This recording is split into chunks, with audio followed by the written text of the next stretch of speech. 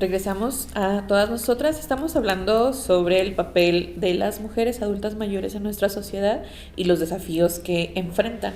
Para ello nos acompaña la gerontóloga Daniela Barrera. Bienvenida, Daniela. Voy a leer un poquito sobre quién es Daniela, para quien no la conozca, que ahora la puedan conocer. Daniela Barrera Romo es gerontóloga con una maestría en acción pública y desarrollo social. Cuenta con más de 6 años de experiencia en el diseño e implementación de políticas públicas dirigidas a poblaciones vulnerables, especialmente a personas adultas mayores. Ha trabajado en programas gubernamentales, tiene experiencia internacional de cuidado de personas mayores en Estados Unidos y pues esto le ha ido permitiendo entender de primera mano los desafíos que enfrentan en la materia de derechos humanos, accesibilidad, calidad de vida. Además ha participado en investigaciones para evaluar programas sociales desde una perspectiva de inclusión y equidad. Actualmente, Daniela se dedica a la promoción de los derechos de las personas adultas mayores con un enfoque en la intersección de género y envejecimiento. Entonces, les dije ahorita, antes del corte, sí, Daniela va a ser la indicada. Ahora sí, bienvenida, Daniela, gracias por estar aquí, por aceptar nuestra invitación. Hola, al contrario, muchas gracias a ustedes por invitarme a platicar sobre estos temas, ¿no? Que como mencionaron ahorita son temas que sabemos que están, pero en realidad son pocas veces las que se tocan. Entonces, gracias por la invitación, gracias por el espacio y pues aquí vamos a estar platicando sobre eso. Creo que para nosotras es muy importante justamente que el programa ya tiene casi 6-7 meses, sí. Y entonces es importante pues traer todos los temas, ¿no? Hablar de todas las intersecciones, y la intersección de la edad era algo que todavía teníamos pendiente. Entonces pues nos parece nos parece un buen momento para traerlo sobre la mesa, y también porque lo que les decía ahorita, ¿no? En la marcha vimos personas adultas mayores, entonces creemos que pues históricamente las mujeres han contribuido al desarrollo de la sociedad. ¿Tú qué opinas de esto? ¿Cómo crees que han contribuido y cómo sigue siendo relevante su papel hoy en día? Totalmente. Es importante reconocer todo el papel de las personas adultas mayores, pero específicamente el papel de las mujeres adultas mayores. Entonces, primero que nada, felicitarles porque es una institución donde también se tocan esos temas, ¿no? Y también el desarrollar las políticas públicas enfocadas a la población de personas adultas mayores es importante, pero visibilizar las necesidades de la población de personas adultas mayores, de mujeres específicamente, son otro tipo de necesidades. Entonces muchas veces se engloba la situación de niñas, adolescentes y mujeres. Entonces ya en mujeres queremos abarcar todo el rango de edad. Entonces ya mujeres es de los 20 hacia arriba. Entonces pues recordemos que en esta esperanza de vida pues tenemos alto porcentaje de mujeres que tienen 98 años, 99 años, entonces ¿cómo vamos a englobar esta edad de 20 a 99 y ver que son las mismas necesidades, ¿no? Es importante visibilizar estas áreas de atención que requieren las mujeres adultas mayores. Muchas veces, Daniela, ya lo comentamos ahorita, las mujeres adultas mayores juegan un papel primordial en la educación. No quiero generalizar, a lo mejor que todas son abuelitas, pero la mayoría es la que juega un papel primordial con sus nietos, en la educación de los nietos, en las responsabilidades. Cambian como que este rol de abuelita tierna consentidora al rol de abuelita cuidadora, ¿no? Muchas veces son las que realizan el trabajo no remunerado, cuidan de los nietos, cuidan al apoyo comunitario, porque es importante reconocer todas estas contribuciones de ellas, hacia ellas. Okay. ¿Cómo consideras?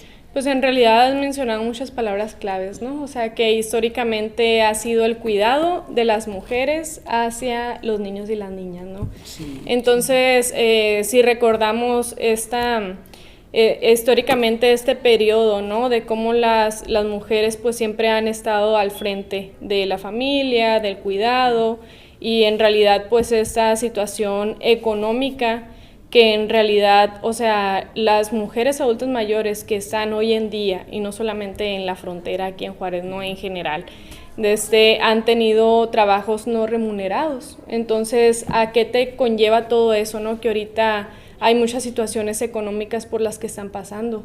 ¿Por qué? Porque no tuvieron un trabajo formal, no tuvieron una seguridad social. Sí. Entonces, ahorita, pues estadísticamente, ¿no? Es algo que también se vio en la maestría, que estadísticamente, pues, las mujeres adultas mayores, ahorita el ingreso económico que tienen es por viudez, o sea, que falleció su esposo, apoyos gubernamentales, que ese sería otro tema, y pues en realidad el cuidado de niñas o niños, ¿no? A lo mejor en la comunidad ofrecen ese tipo de cuidados, o todavía hoy en día pues podemos ver, por ejemplo, cuando vamos al supermercado, pues sí, las mujeres es en mayor parte, ¿no?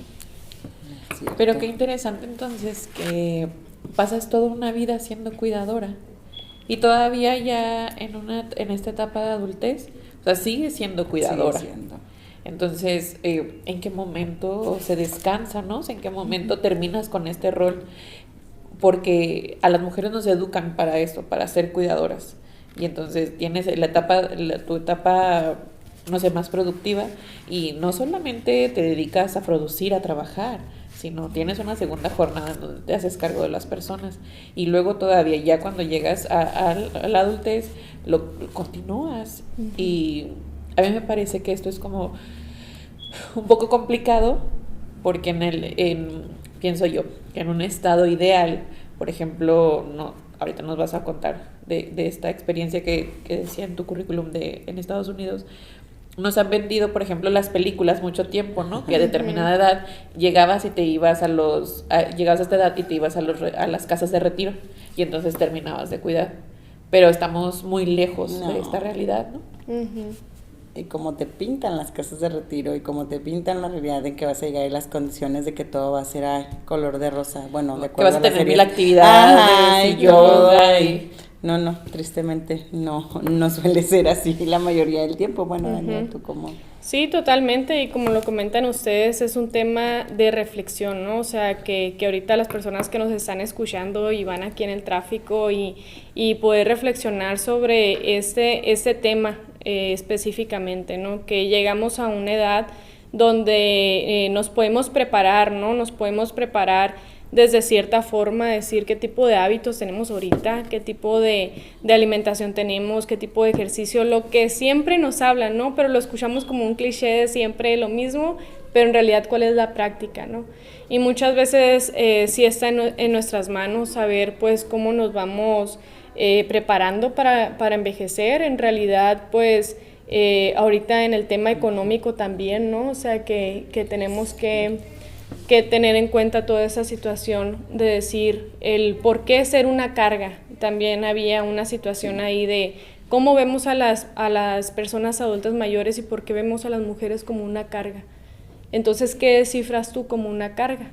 Ok, cuando te piden dinero, ¿no? Que necesita apoyo económico, necesita cuidados, tiene algún tipo de enfermedad. Ok, entonces nosotras como mujeres ahorita que tenemos el derecho de poder trabajar, que tenemos que valorarlo, estas situaciones de decir, ok, nosotras ya nos podemos desarrollar mucho más en lo profesional, cosas que mis abuelas, las mamás de mis abuelas, o sea, no tenían este derecho, ¿no? Entonces es de cierta forma lamentable e injustificable el por qué ellas pues no pudieron como prepararse en esa situación, pero nosotras ahorita que la mayor parte de las mujeres aquí en Ciudad Juárez pues si tenemos la posibilidad y la accesibilidad, que también es otro tema delicado de tocar, ¿no? Poder tenerlo eso en mente, el poder tener como este desarrollo económico y prepararnos hacia la vejez en ese sentido, ¿no? Y hablando entonces de los desafíos que enfrentamos, ¿cómo crees que afecta la intersección entre género y edad en la discriminación que viven las adultas mayores? Pues es que la intersección de género y edad... Y eso entraría como una doble discriminación, ¿no? Sí. Entraría como una doble discriminación viéndolo desde este sentido. donde es donde hablamos de históricamente no es algo reconocido, ¿no? Desde las personas adultas mayores que pues en realidad se puedan desarrollar en otros ámbitos. Entonces, vemos la participación en ciertas instituciones, vemos la participación donde la mayor parte de las personas que están como viendo por las comunidades y en realidad por los vecinos y las vecinas en ciertos sectores, pues son mujeres adultas mayores. Entonces está la asamblea de personas adultas mayores, están los círculos de personas adultas mayores, donde se generaliza, ¿no? Pero en realidad quienes están al frente son mujeres adultas mayores. Entonces, y es algo que yo trabajaba con mujeres adultas mayores de 85, de 90, donde siguen preocupándose, ¿no? Claro. Por sus comunidades, y que yo tengo una vecina, un vecino enfermo que tiene alguna situación, ¿cómo le consigo esto? ¿Cómo le consigo lo otro? Y siguen preocupándose. Entonces, es una forma importante el valorizar todos estos temas, ¿no? A mí me tocó ver de cerca el trabajo de Daniela, y me acuerdo que trabajamos en una posada y me daba como mucho gusto, y yo decía, es que claro, las señoras y los señores se organizan y dicen, no, claro que me vas a llevar a la posada y vamos a ir a esa posada y me vas a llevar, ¿no? Entonces, como también muchas veces pensamos que las personas adultas mayores no son sujetas de derecho a una vida social, ¿no? O sea que ahorita que tocas ese tema de vida social, me tocó también acudir a un lugar, era una como casa de cuidado del adulto mayor, pero no se quedaban en sillos a dormir, pero estaba muy padre porque ahí yo me sentía, o nuestros compañeros nos sentíamos como los intrusos, hasta como que invadimos, o como de, a ver, oye, sí es cierto, o sea, ellos tienen derecho a divertirse, ellos, o sea, siguen siendo personas, ¿sabes? Pero me encanta porque, como dicen la Karina, organizaban, no sé, noche de rock and roll, tarde mexicana y todo, y era tan grato y tan bonito y tan satisfactorio verlos y verlas, o sea, de que dices tú, hay vida, o sea, sigues teniendo, o sea, mientras puedas. Ahorita lo que comentábamos también en el tema de la salud, o sea, sí es mayor que una mujer llegue a más cierta edad que un hombre, pero el impacto y la manera en que llegas, o sea, es una salud que llega deteriorada, llega cansada porque siempre has sido cuidadora, o sea, a lo largo de la vida. ¿Cómo percibes tú esto, Nela? ¿Cómo ves esto reflejado en la vejez, a través de la vejez, de ya ir creciendo? Pues que en realidad si nos ponemos como a desmenuzar estos temas, ¿no? O sea, salen como pequeños detalles que pasamos desapercibidos en cierta forma, pero no los invisibilizan, ¿no? Son situaciones que están ahí presentes siempre. La desigualdad de género impacta profundamente la salud de las mujeres, o sea, y específicamente de las mujeres adultas mayores, ¿no? Debido a que llevan una vida siempre de sobrecarga en esa situación, claro, en lo emocional, en lo económico, en lo físico. Entonces es como ver todo ese tipo de situaciones que cómo van desencadenando otros factores, ¿no? O sea, pongámonos a pensar por qué hay estadísticamente más mujeres con Alzheimer. Sí. Hay mujeres con más situaciones de salud mental, o sea, más enfermedades mentales, ¿no? O sea, porque en realidad, como lo mencionaban al principio, pues sí, desde los roles de género que esta sociedad pues ha limitado, ¿no? Sí, los hombres viven menos y en realidad porque tienen trabajos de mayor riesgo, que en realidad pues es parte del sistema, es parte de la sociedad, pero o prácticas, ¿no? O prácticas, riesgo, sí. Ajá. Pero en realidad toda esta sobrecarga emocional, o sea, está más en nuestro género, o sea, sí se desarrolla más como estas situaciones, y estadísticamente está comprobado que son mujeres las que tienen más situaciones de enfermedad mental que los hombres. Y entonces, ahorita que decía Daniela, hay que preguntarnos por qué las mujeres son las que tienen mayor Alzheimer, y yo le quería decir, ¿por qué? pero ¿por qué? O sea, sí, ¿cómo pues está relacionado esto? O sea, está eso porque la sobrecarga siempre está sobre las mujeres, entonces el estar pensando, el estar frente a la familia, porque en realidad pues vemos históricamente esa situación de los hombres proveen, ¿no? Los hombres es más eso, pero por ejemplo, cuando las niñas, los niños llegan de la escuela, ok, hay que hacer tareas y en realidad al mismo tiempo hacer tareas, pues está la cocina, está la limpieza, está todo esto y que parece fácil, ¿no? Pero en realidad se va acumulando y en realidad, o sea, hay jornadas laborales que tienen su término de horario, ¿no? O sea, pero estas situaciones es de por vida, o sea, es de por vida y hasta ahorita se sigue haciendo, ¿no? Entonces, se sigue haciendo el cuidado, ya terminaron de cuidar a los hijos y a las hijas y ahora siguen los nietos, ¿no? ¿Por qué? Porque tú tienes más tiempo. ¿Por qué? Porque aparentemente, o sea, la limpieza pues no es remunerada, la cocina no es remunerada, entonces tú tienes más tiempo de cuidar a los hijos. ¿Por qué? Porque no trabajas. Entonces, es algo que emocionalmente siempre está y no hay como un término laboral. O sea, decir, ok, ya terminé mi jornada laboral, ahora sí queda descansar, ¿no? Ahí no hay un término. O sea, hasta lo vemos a mal, ¿no? O sea, como que ya lo ven como una obligación, como si fuera obligación a lo mejor de de las abuelitas en todo caso, de que no, es que pues te toca cuidar al nieto, te toca cuidar a los nietos, o sea, ya se lo hacemos como una obligación cuando no tiene por qué ser así, ¿no? Y en realidad hay veces que esta participación no es que esté mal porque no podemos determinar lo bueno y lo malo, ¿no? Cada familia tiene su sistema y en realidad, pero el valorar el tiempo de las personas adultas mayores, el valorar que no es una obligación, no porque se haga quiere decir que sea una obligación el poderlo desarrollar, entonces es importante el valorar estas acciones, ¿no? Y en cuanto, Daniela, es importante que también hablemos de cómo la violencia de género afecta a las adultas mayores. O sea, ya hemos hablado de cómo los roles nos van afectando, pero la violencia de género también es algo que está como ahí muy latente, ¿no? O sea, les decía ahorita, el tiempo donde estuve en el DIF, estas eran situaciones que se denunciaban, hemos visto casos, ¿no? Muchos casos de abuso sexual hacia mujeres adultas mayores, y creo que justo no lo ponemos suficiente sobre la mesa. Entonces tenemos que hablar de cómo nos afecta, cómo afecta, ¿no? Cómo afecta la violencia de género y también empezar a elaborar, o si tú tienes algunas, lo has pensado, lo has tenido ahí, y qué estrategias existen o podemos poner sobre la mesa para su prevención. Ok, sí, la verdad es que son temas muy relevantes, ¿no? La violencia específicamente en mujeres adultas mayores.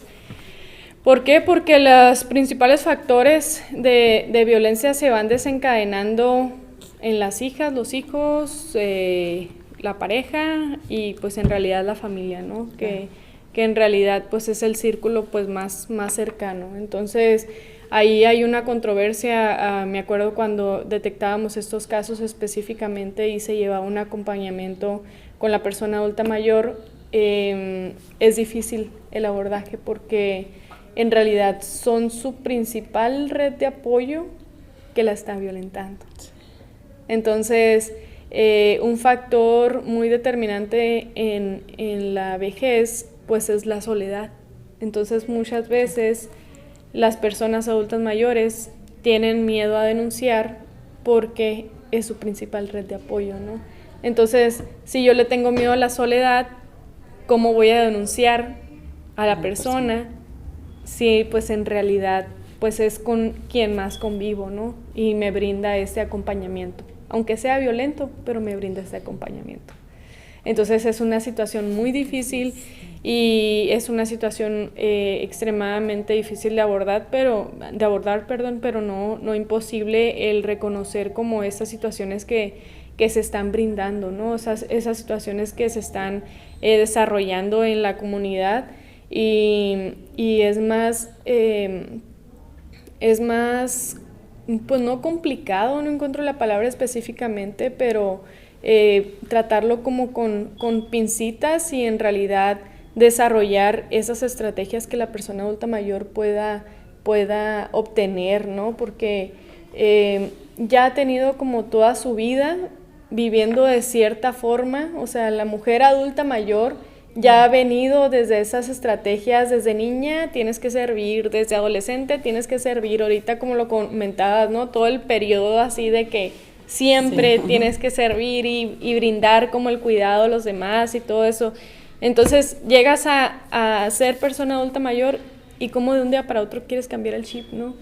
Entonces sí es importante ver como esa situación de que había mucha participación en las marchas de personas adultas mayores, es como ese cambiecito que nosotros tenemos el privilegio de estarlo viendo, ¿no? O sea, a mí se me hace impresionante el estar en esta época de mi vida y esta época de la vida, o sea, porque estás viendo, o sea, de cómo volteas para atrás y si te pones a pensar, pues específicamente yo, ¿no? O sea, de la mamá de mi abuela, es algo que yo le platicaba a mis sobrinas.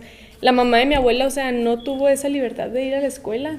No. O sea, una de mis sobrinas me decía, no, Nina, ya no quiero ir a la escuela. Y eso, entonces les estaba platicando y aprovechando como esta situación del 8 a.m. que tiene que ser siempre, ¿no? En realidad, el identificar como esas situaciones y valorar cómo se ha fortalecido toda esta situación y que todavía hay mucho trabajo por hacer, pero valorar esa situación hasta donde hemos llegado y que nosotros tenemos el privilegio de ver el antes y todo lo que se está poniendo enfrente, ¿no?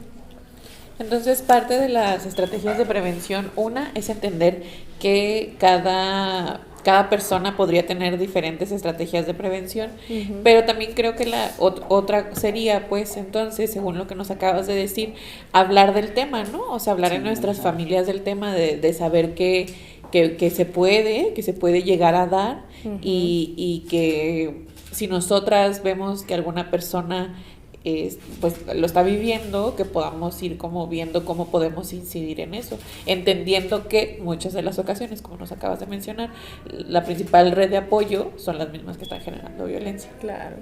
Sí, en realidad pues también la prevención es importante desarrollarla de las políticas públicas, ¿no? O sea, que en realidad todo este entorno social y todo este entorno gubernamental pues también se enfoque en esta situación y estos temas que también son de relevancia.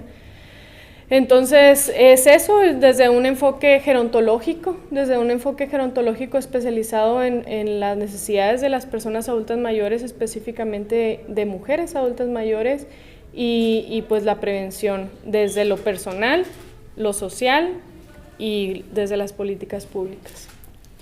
Hablando ya así a manera de los estereotipos, como ya lo decíamos ahorita, quitar esa idea negativa, ¿cómo piensas tú? O sea, ¿cómo poder romper esas ideas negativas sobre el envejecimiento? ¿Cómo promover más visión, más positiva a las mujeres mayores en la sociedad? Como ya lo mencionamos ahorita desde el protagonista de la serie, o sea, ¿cómo ir quitando ese estereotipo, esa idea negativa de que, como lo mencionó Ana Karina, de que las volvemos a infantizar a las mujeres adultas mayores? ¿Cómo quitamos eso? ¿Qué nos dirías tú a nosotros como sociedad para quitarnos un poquito toda... un poquito nomás, un poquito. Bueno, nosotros, o sea, no, pero... estamos en el camino. Exacto. Yo también, hay veces que de alguna u otra forma es...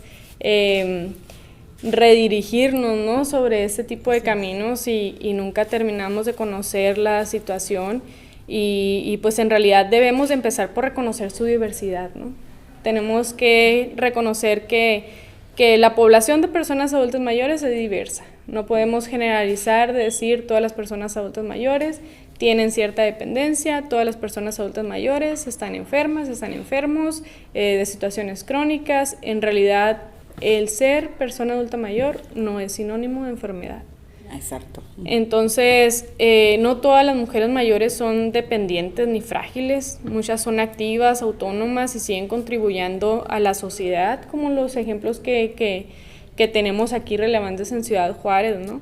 Y es clave mostrar ejemplos positivos en los medios, en las políticas públicas y reforzando su protagonismo en la sociedad y no haciendo énfasis en su vulnerabilidad. Entonces, por ahí podemos empezar. Ya escucharon, van a escuchar. Sí. Oye, pero es que qué importante entonces esta situación, ¿no? O sea, cambiar la narrativa, como lo acabas de mencionar. Qué interesante. Y creo que tiene que ver con lo que le preguntaba al inicio del programa a Zulema, ¿no? Con este miedo al envejecimiento, Claro. y de cómo... Porque yo creo que ni siquiera no es... Cuando las personas tienen miedo al envejecimiento, no tienen miedo sobre cómo van a llegar, sino sí creo que tiene que ver con una cuestión de estereotipos de belleza primero. O sea, porque cuando te sale tu primera arruga, ¿qué dices? Ya me está el mero. O con las canas, ¿no? canas. Sí, o sea, es algo que sí tiene que ver con estereotipos de belleza, y aquí lo retomamos, y entonces tiene que ver con esta visión que tiene la sociedad y cómo lo visibiliza y cuál es la narrativa sobre también lo que decías ahorita, ¿no? O sea, incluso los mismos chistes de a qué huelen las personas adultas mayores, ¿no? O sea, que pensamos que hay como un olor a medicina, como todo este tipo de cuestiones, y cómo pues son vistas como una carga al final del día, ¿no? O sea, muchas veces cuando que hay una pareja de adultos mayores y fallece uno de los dos, la otra persona es vista como una carga, porque entonces ¿quién se va a quedar con él o con ella? Y crees que ya la tienes que incorporar a tu vida familiar, a tu casa incluso, ¿no? Porque no la puedes dejar sola, porque todo ese tipo de cosas. Y entonces, ¿cómo no les damos esta independencia? Total. O sea, yo conocía a una señora que ella tenía su casa, sus plantas, pues, tenía una cotorra, creo, ¿sí? Y entonces enfermó de cáncer, y la llevaron a una casa familiar, ¿no? Y ella decía, pues es que sí estoy a gusto, porque todos me tratan bien, porque, o sea, nunca se le maltrató ni nada, pero decía, pero yo quiero estar en mi casa, levantarme a mis horas, a mi ritmo, con mis plantas. Y ella me platicaba, y ella conocía a todo mundo en su barrio, conocía hasta los del Oxxo, que era más lejos todavía de su casa, y al final del día, pues con su mascota, ¿no? Que era su compañía. Entonces yo la veía y decía, híjole, yo sí quisiera como llegar a esa edad como ella, ¿no? Con ese ritmo de vida, con esa vida social, con esa autonomía y con esa independencia. Sí, total. Y son esos casos que nosotros tenemos que visibilizar, ¿no? Son esos casos que los tenemos que enfocar también, de decir cómo nos estamos preparando ahorita. Entonces, pues esa sería la invitación totalmente de reflexionar y decir, ahorita en nuestra etapa laboral, ahorita en nuestra etapa de desarrollo, pues cómo nos estamos enfocando, ¿no? Para prepararnos para envejecer, porque de cierta forma lo vemos muy lejos, pero está a la vuelta de la esquina. Y que como ya lo mencionas ahorita, tenemos la opción todavía nosotros, o sea, lo que no tuvieron nuestras abuelas, las mamás de ellas, o sea, tenemos ahorita la opción de decir, bueno, voy a comer de cierta manera, voy a empezar a lo mejor un fondito de ahorro, voy a prepararme, o sea, tienes la opción todavía de cómo llegar. Y aún así existe el miedo, fíjate, bueno, es lo que le decía a la Karina, me da miedo más bien de cómo llegar y cómo me va a tratar la sociedad y qué oportunidades me van a poder seguir brindando. Totalmente. Pero más bien si tenemos la opción de prepararnos un poquito más, a diferencia de pues lo que pasó con nuestras personas pasadas. Totalmente. Daniela, ha sido un gusto tenerte con nosotros el día de hoy hablando de este tema. Creo que nos faltó como abordar un poquito sobre lo económico, pero siempre les decimos a nuestras invitadas tenemos segunda parte. En la segunda parte de este programa te vamos a invitar, porque creo que lo hemos dicho durante todo este programa, es muy importante visibilizar este tema. Creo que hace falta divulgar, ¿no? Porque o sea, no tendríamos por qué normalizarlo, entre comillas, pero aún así es importante, ¿no? Entonces, vamos a ir a un corte, ya para entrar a la última recta del programa. Daniela, no te vayas, te quedas con nosotras. Vamos a un corte, regresamos, estamos en Todas Nosotras, no le cambien.